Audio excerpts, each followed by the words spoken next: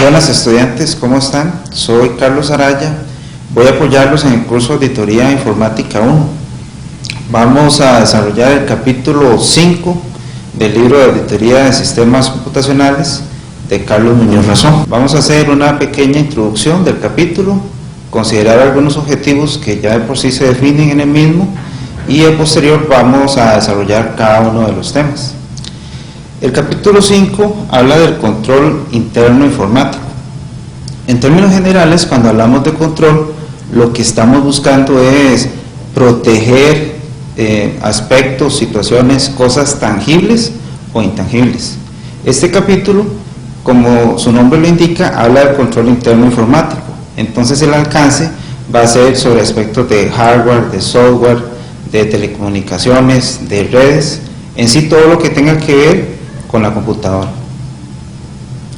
Como objetivos de este capítulo 5 tenemos que vamos a estudiar los conceptos y características fundamentales del control interno de los sistemas computacionales con el fin de comprender la importancia del control informático en las empresas. A manera de objetivos específicos, lo que se considera es el establecer como prioridad la seguridad y protección de la información en un sistema computacional y los recursos relacionados con ese sistema. También se va a promover la confiabilidad, oportunidad y veracidad de la captación de recursos, el procesamiento de los mismos y a posterior la generación de reportes, de informes. Otro objetivo específico es el instaurar y hacer cumplir las normas, políticas y procedimientos que regulen las actividades de sistematización de la empresa. Como les comentaba, tenemos los objetivos, el objetivo general y el objetivo específico. Parte de los objetivos se plasman en cada una de las diapositivas que vamos a estar observando a lo largo de esta presentación. La primera de ellas habla de los controles internos para la organización del área de informática. En el área de informática, la misma está subdividida en diferentes áreas o grupos. El primer grupo es el de la dirección. En la dirección, ella se encarga de la coordinación, supervisión, delegación de autoridad y distribución de recursos. ¿Qué tenemos en la coordinación? La coordinación es quien se encarga de asignar y desarrollar los recursos informáticos. ¿Qué entendemos por recursos informáticos? Pueden ser, como les mencionaba en la introducción de este capítulo, hardware, software, pero no solamente hablamos de este tipo de elementos, sino que también consideramos a las personas que trabajan en tecnología, los informáticos, entre ellos los programadores, desarrolladores, analistas, encargados de redes, encargados de bases de datos. Ellos también son parte de los recursos informáticos. Pero estos recursos tienen que estar debidamente supervisados. Por ello es importante que se realice una supervisión de actividades. En esta supervisión lo que se da es el establecimiento de convenios y el establecimiento de objetivos, porque si no, cada quien en el departamento de informática haría lo que más cree conveniente. Por eso es importante que desde un inicio se establezca qué va a hacer cada uno de los funcionarios. La delegación de autoridad, esto considerando el organigrama que existe a nivel del departamento de TI, donde va a existir una cabeza gerencial, el gerente, el director de TI, que va a estar apoyado por un subgerente o subdirector, y a partir de ahí van a estar las diferentes áreas que conforman la TI. Cada una de ellas va a tener sus respectivos puestos y van a estar cumpliendo sus diferentes objetivos. La distribución de recursos, que está asociada con el organigrama que les mencionaba anteriormente. ¿Para qué? Para poder cumplir cada una de las tareas definidas.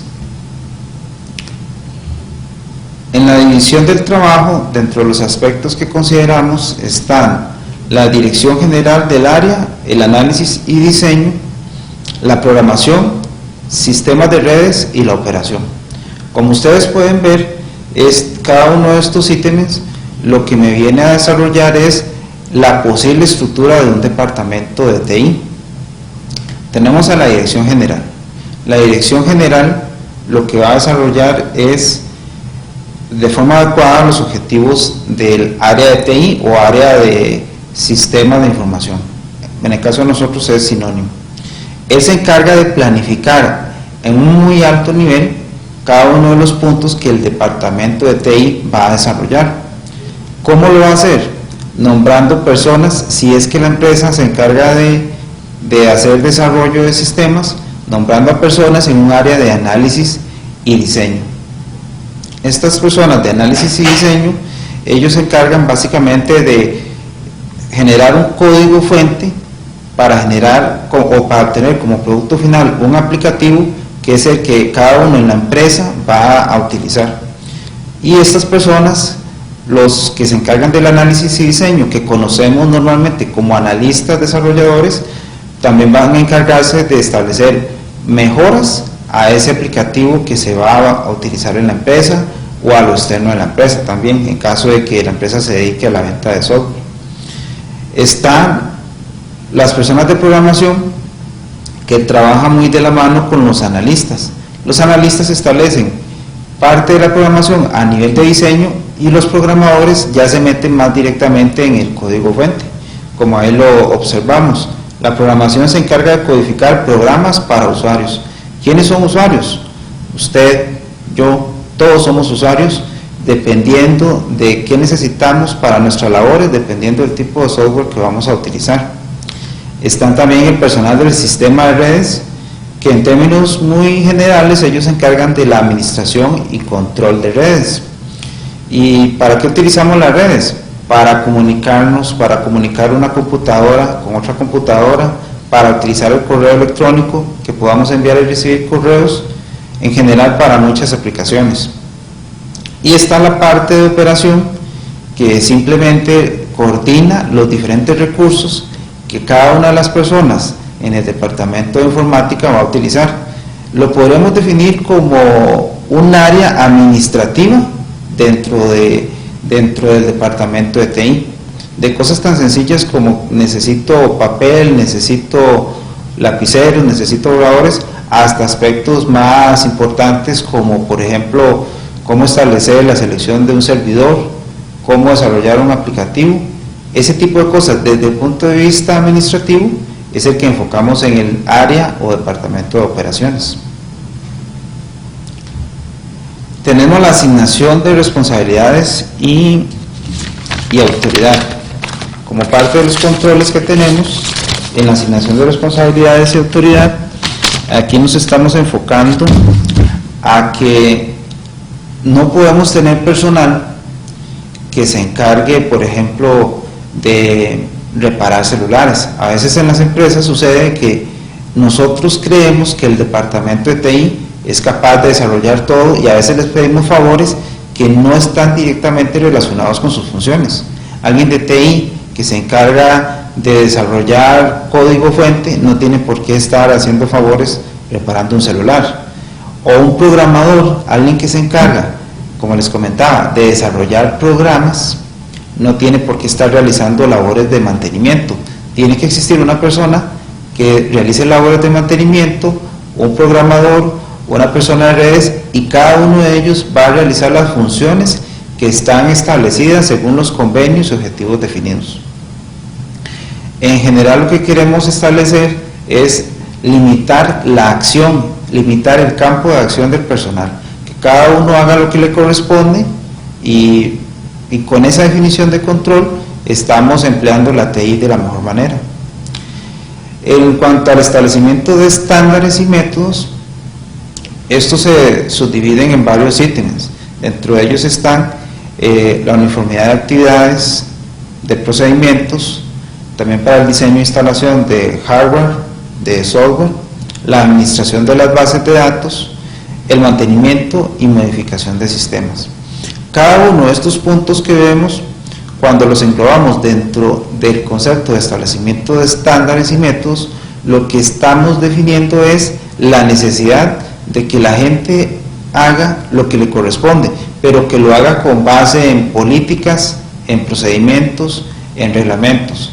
Es decir, en este caso, si un analista realiza una tarea básicamente de análisis y diseño, como les había comentado, él va a tener un procedimiento donde dice cuál es el rol que él debe desarrollar a lo largo de este flujo de análisis y desarrollo de sistemas. Igual el personal de redes va a contar con una serie de procesos o procedimientos donde se definen, por ejemplo, cómo se le da el mantenimiento a los equipos de redes. No es que una persona realiza el mantenimiento cuando no le corresponde, cuando tiene ganas de hacerlo, cuando le sobra tiempo, no. Tiene que estar definido esa actividad en algún procedimiento y justamente el encargado de redes va a responder a ese procedimiento. Esto lo englobamos con los perfiles de puestos. Los perfiles de puestos lo que hacen es una descripción breve de funciones. Funciones como las entendemos, funciones como actividades rutinarias, actividades que periódicamente se deben realizar en función del puesto que yo desempeñe. Tiene que existir un perfil de puestos. Este perfil de puestos, en el cuadro observamos algunos de los posibles puntos que puede tener un perfil de puestos. Debe tener o podría contener el nombre del perfil o el nombre del puesto. En este caso, por ejemplo, encargado de mantenimiento preventivo y correctivo de equipo de hardware y software. El objetivo va a ser prever un mantenimiento correctivo de los equipos conforme el cronograma de actividades definido para el año X. Por ejemplo, las funciones: desarrollar ese cronograma conforme lo definido en él y prever cualquier situación contingente que se pueda dar y que podría evitar que no se cumpla el cronograma en el tiempo definido. Requisitos: si estamos hablando de una persona encargada de mantenimiento preventivo y correctivo de hardware y software, posiblemente va a tener que cumplir con una serie de requisitos académicos. Estos requisitos pueden ser que tenga 2 o 3 años en la universidad, estudiando la carrera de ingeniería informática, estudiando la carrera de telemática, estudiando la carrera de ingeniería de software, y la experiencia tal y como la conocemos, de 1 a 2 años, de 6 meses a 1 año en labores relacionadas con el puesto. Esto a manera de ejemplo. Igual este perfil se debe replicar para los demás puestos con que cuenta TI: bases de datos, de planes de continuidad de TI, encargados de redes. Lo importante es que cada una de estas funciones estén relacionadas con un perfil de puestos, con el nombre, con el objetivo, con los requisitos y con la experiencia. ¿Esto para qué? Para que cada uno de los funcionarios de TI sepa qué es lo que debe hacer, y como les comentaba anteriormente, que no encontremos a una persona haciendo labores que no están relacionadas con el perfil de puestos. Tenemos los controles como parte de este capítulo, que habla específicamente de controles: los controles internos para el análisis, desarrollo e implementación de sistemas. Dentro de este capítulo, relacionado con el ítem anterior, está la estandarización de metodologías para el desarrollo de proyectos. Entendemos un proyecto como una actividad que va a tener un principio y un fin, va a tener un cronograma de actividades que debe cumplir, va a tener personal que está involucrado en el proyecto y cada uno de ellos va a tener que cumplir con una serie de actividades definidas en tiempo. Eso, en términos muy generales, es lo que conocemos como un proyecto, que el fin del proyecto es provocar alguna mejora y lograr algún objetivo institucional. En este caso, enfocándolo en TI, es necesaria la estandarización de métodos para el diseño de sistemas. Y estandarizar lo entendemos como hacer las cosas, hacer las actividades, establecer objetivos siempre de la misma forma. Pueden existir mejoras a lo largo de ese proceso, pero lo que se pretende es que yo siempre haga o desarrolle lo que se me indica de la misma forma. Lo que se procura es estandarizar el desarrollo de sistemas para que los nuevos proyectos puedan cumplirse en tiempo. Se busca la uniformidad. Al hablar de estandarización, no podríamos dejar la uniformidad por fuera. En la uniformidad lo que pretendemos es que los encargados de proyectos desarrollen las actividades de la misma forma. Entonces, si estamos logrando la estandarización de un proyecto, también lo estamos uniformando. Y por supuesto tiene que existir normas para regular el desarrollo de proyectos. Cuando hablamos de normas para el desarrollo de proyectos, lo que establecemos es que van a existir funcionarios que van a desarrollar diferentes etapas de un proyecto, desde el inicio del proyecto hasta la implementación o post-implementación, y cada una de esas etapas tiene que estar definida, tiene que establecerse, aunque parezca muy básico, qué entendemos por un inicio de un proyecto y qué entendemos por la finalización de un proyecto. Tenemos que asegurar que el beneficio del sistema sea óptimo. Nosotros desarrollamos, o más bien las personas que se encargan de desarrollar software, entendiendo como sinónimo de aplicativo o como sinónimo de sistema, ellos tienen que asegurarnos a nosotros como usuarios finales que va a existir un beneficio.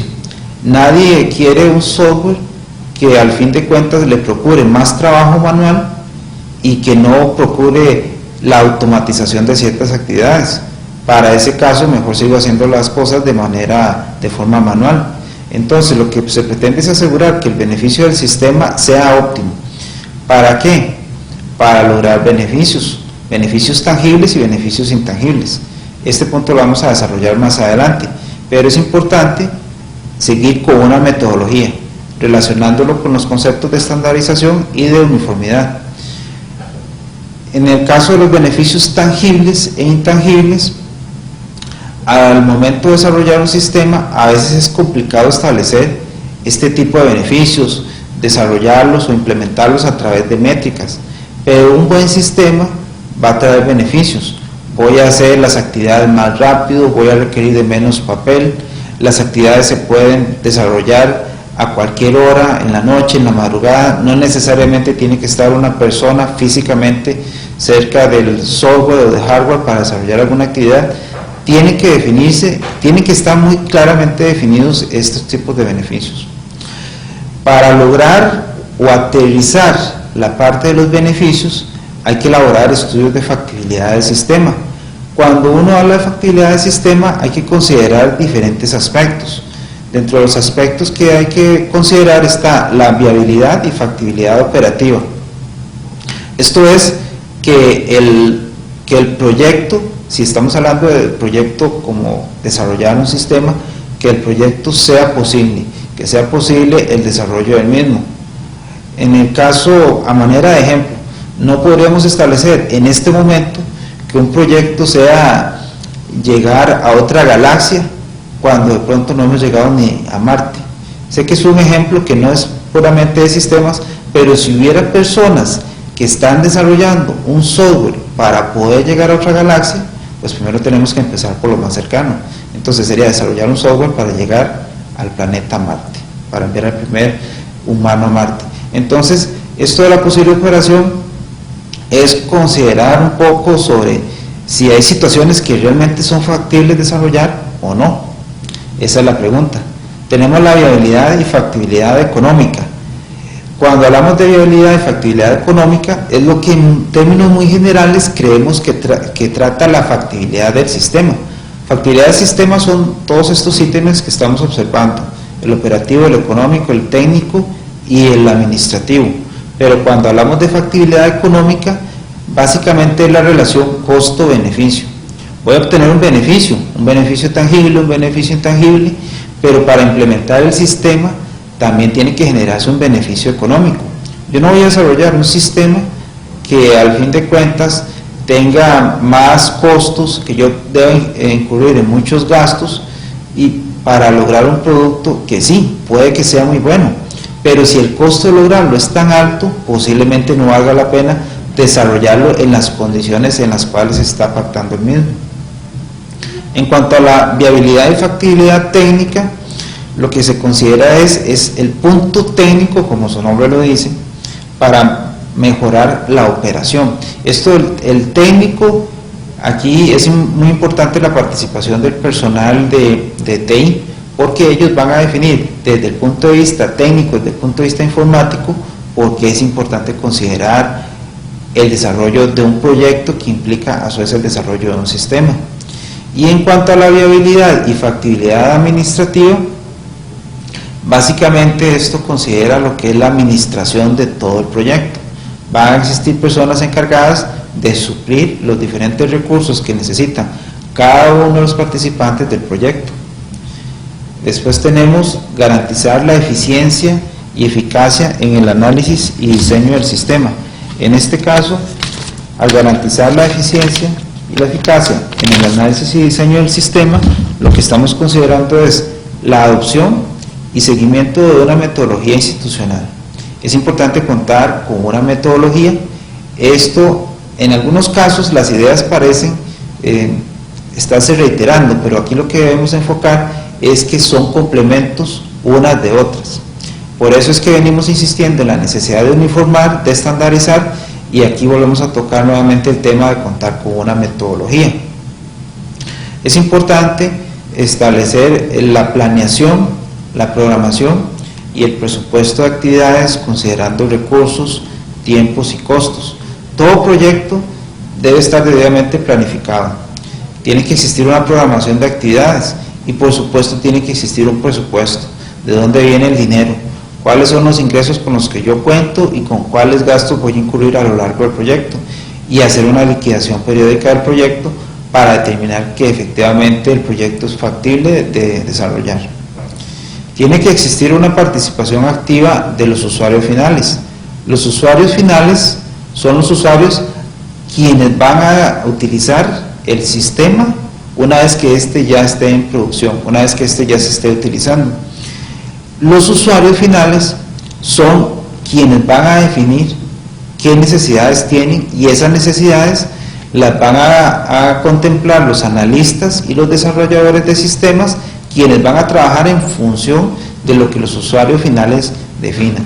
Al fin de cuentas, cuando el producto ya esté implementado, cuando el aplicativo ya esté en producción, son los usuarios finales quienes van a estar pues muy contentos, medianamente contentos o incluso descontentos con el producto que les están entregando. Por eso es importante que exista personal que tenga experiencia y conocimiento para los proyectos. Esto es importante, igual que cada uno de nosotros, conforme nos asignan una actividad, la primera vez nos cuesta un poco, la segunda vez nos cuesta un poquito más, pero lo que se pretende es que de la tercera y n en adelante actividades o de n repeticiones de la actividad yo pueda desenvolverme y lograr la misma de una mejor forma. Por eso es importante la experiencia y conocimiento, en este caso en proyectos. En cuanto a los requerimientos técnicos necesarios para el desarrollo del sistema, como son el hardware y el software y el personal informático, aquí lo que hay que considerar en función de estos requisitos son la velocidad y tipo de procesamiento. Es decir, yo voy a obtener un software, hablando de análisis y desarrollo del sistema, yo voy a obtener un software que al fin de cuentas me va a permitir a mí generar, por ejemplo, un reporte en un menor tiempo. Hagamos esta analogía. Si yo tengo el software actual que para generar el cierre contable la duración es de 1 hora, con el nuevo software la idea es que se dure menos de 1 hora. El usuario final, junto con otros compañeros a nivel del sistema, podrían definir este tipo de actividades. Lo importante es que siempre se dé una mejora, que siempre las cosas se puedan hacer más rápido. En contraparte, si tenemos un sistema que al día de hoy dura 1 hora haciendo el cierre contable y con el nuevo sistema se van a durar 2 horas, la pregunta sería, ¿cuál es el beneficio de contar con el nuevo sistema? Para eso nos quedaríamos con el sistema anterior. En cuanto al diseño y aplicación de pruebas, antes de liberar un sistema, liberarlo entendiendo como el sistema que todavía no está en producción, que todavía no lo están usando los usuarios finales, La liberación o la preliberación implica realizar pruebas. ¿Para qué vamos a realizar pruebas? Para no llevarnos una sorpresa cuando el sistema esté en producción de que el sistema va a durar 2 horas. No, eso se tiene que prever en el diseño y aplicación de las pruebas. Si el sistema siempre sigue durando en la etapa de pruebas más de 2 horas o más, cuando el proceso con el sistema actual dura 1 hora, ese sistema todavía no puede implementarse en producción porque se deben establecer algunas mejoras al mismo. En cuanto a la supervisión permanente del avance de actividades, esto es una situación normal de todo proyecto.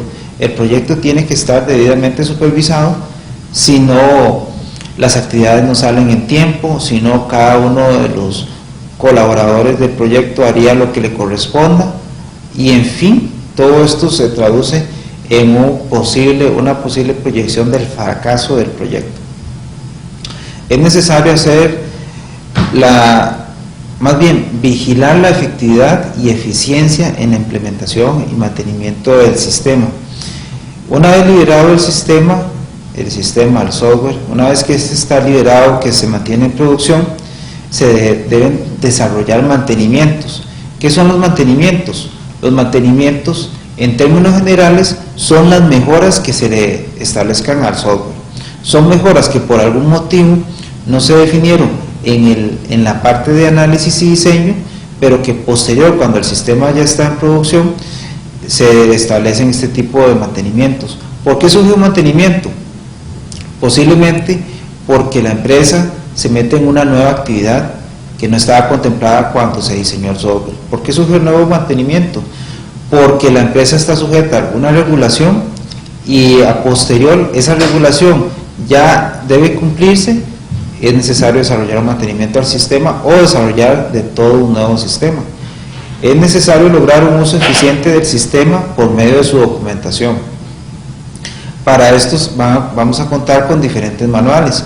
Están los manuales e instructivos del usuario, y después están los de operación, los del sistema y los de mantenimiento al sistema. Solo el primer manual, el de instructivo del usuario, es el que va enfocado al usuario final, es la guía del usuario. Es una guía que debe ser sumamente sencilla y debe ser sumamente entendible. Entendiendo este manual del usuario, por ejemplo, cuando cada uno de nosotros compra un celular, hay un manual que ya sea está impreso o lo podemos descargar en alguna dirección en internet. Tiene que ser un manual que cada uno de nosotros como usuarios finales entienda. En contraparte tenemos los manuales e instructivos de operación del sistema, que simplemente lo que definen son los pasos a seguir para la instalación del sistema. El técnico, que son de aspectos técnicos para el manejo del sistema, y del mantenimiento, que me va a definir cómo se desarrollan ese tipo de mantenimientos. Están los controles internos para la operación del sistema. Dentro de los controles internos se deben establecer cómo prevenir errores, por lo menos esa es la idea. Establecer contraseñas y el uso adecuado de información, establecer medidas preventivas y correctivas. Todo esto procura un buen funcionamiento y procesamiento de datos.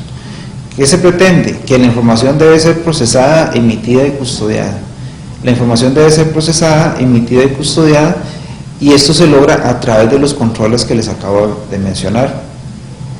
Dentro de los controles internos para los procedimientos de entrada de datos, procesamiento de información y emisión de resultados, entendiendo esto como el flujo normal de un proceso. A un proceso le entran datos, los datos se procesan y se obtienen resultados de esos datos. Es importante acá establecer los controles adecuados, porque si yo le meto a un sistema basura, él simplemente va a generar basura, va a generar información. Sí, la información se genera, pero la información no es relevante o no es importante para la toma de decisiones. Es necesario establecer cifras de control y establecer, por ejemplo, chequeos aleatorios de datos.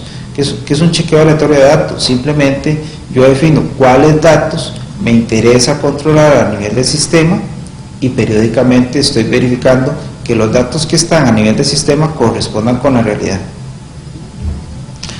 Es necesario comprobar que los datos sean debidamente procesados.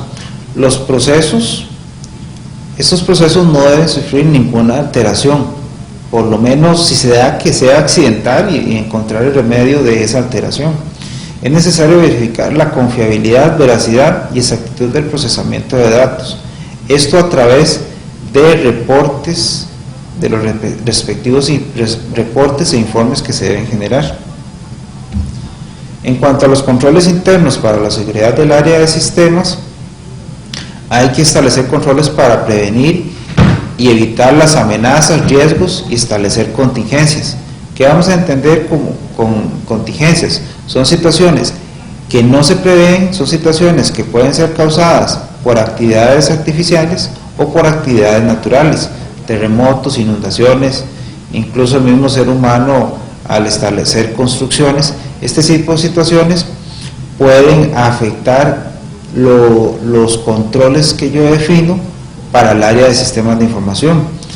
Hay que establecer controles para ingresar, por ejemplo, al centro de cómputo o área TI, establecer bitácoras físicas o electrónicas, establecer libretas, establecer gafetes con controles de acceso, establecer todo tipo de controles de identificaciones que me permitan asegurarme que solo el personal que tiene que ver con TI, ya sea usuario final o personal técnico de TI, va a ingresar a donde están los recursos de hardware y software de la empresa. Tienen que establecerse controles de acceso al sistema, a las bases de datos, es muy importante. Nadie puede accesar a una base de datos sin que tenga un rol definido para ello, y para ello debe contar con las respectivas claves y ser un personal autorizado.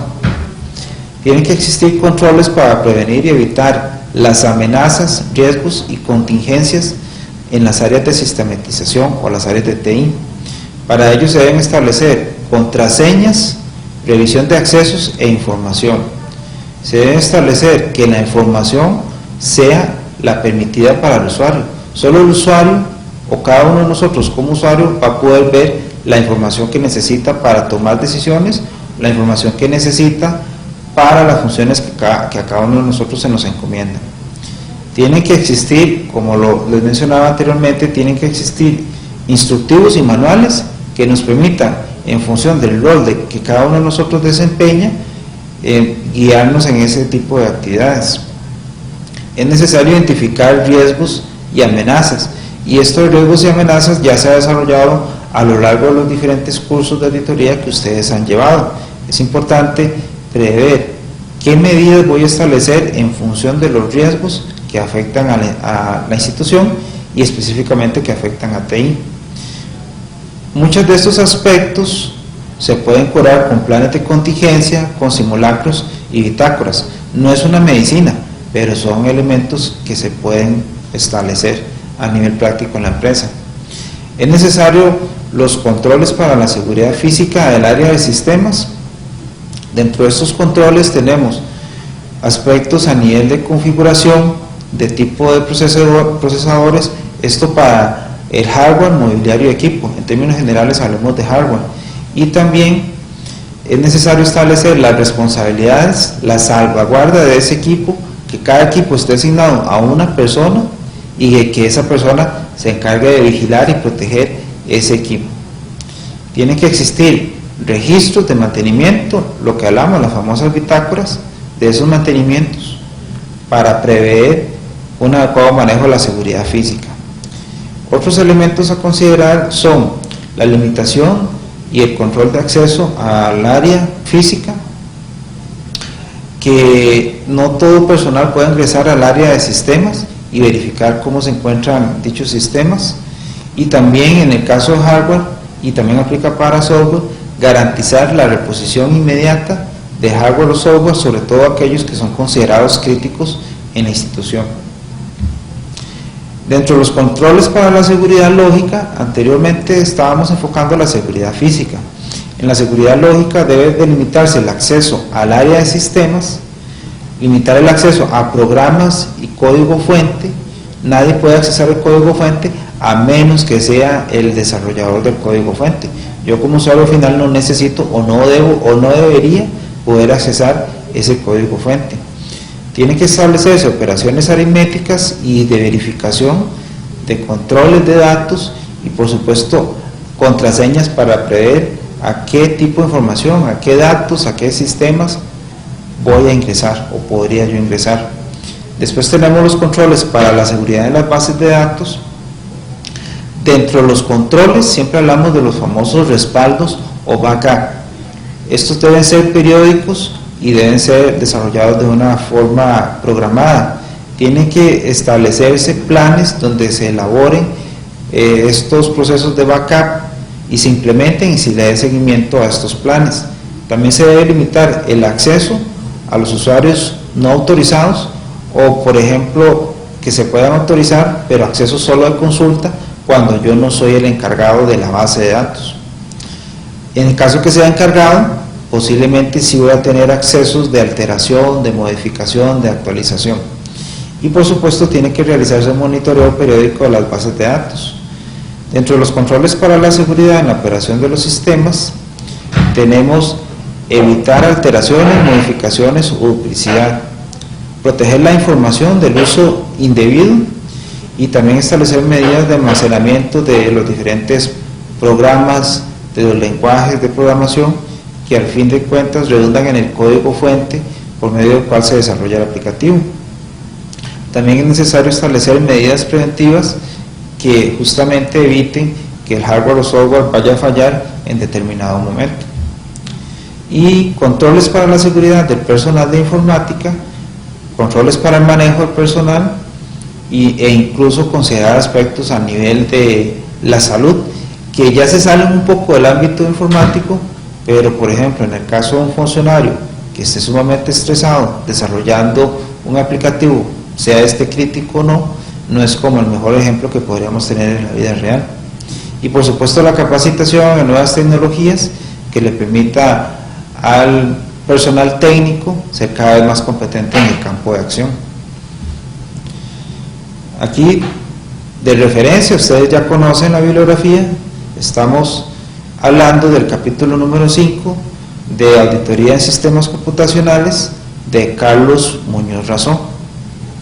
En este momento estamos terminando lo que es la presentación del capítulo. Como ustedes observan, el capítulo considera diferentes aspectos de control que se pueden establecer en un departamento de TI. ¿Y por qué hablamos de los controles? Porque cada uno de nosotros, como auditores o como estudiantes de auditoría, vamos a enfocarnos en los controles que se hayan implementado en el departamento de TI, ya sea que estén debidamente formalizados y aquellos controles que son informales, o en el caso contrario, cuando se dé la inexistencia de controles, porque también nosotros podemos interpretar esa ausencia de controles y es un punto que se debe o que se puede recomendar en un informe de auditoría. Con esto estamos haciendo la conclusión del capítulo y ahora pasaríamos a la parte de preguntas. Les comento que esta presentación que acaban de observar ya está en Blackboard, la pueden observar en Blackboard, y a partir de la semana entrante está en la siguiente dirección. Por favor, tome nota. Está en www.videoconferenciasunet.blogspot.com. Voy a repetir nuevamente la dirección electrónica. Es www.videoconferenciasunet.blogspot.com, y también pueden accesarla, como ya les comentaba, en Blackboard. Con esto, si no hay más preguntas, con esto daríamos por terminada la presentación del capítulo número 5 del libro de Auditoría en Sistemas Computacionales. Recuerden que este capítulo es un capítulo que deben considerar al momento de estudiar para el examen. Muchas gracias por su atención.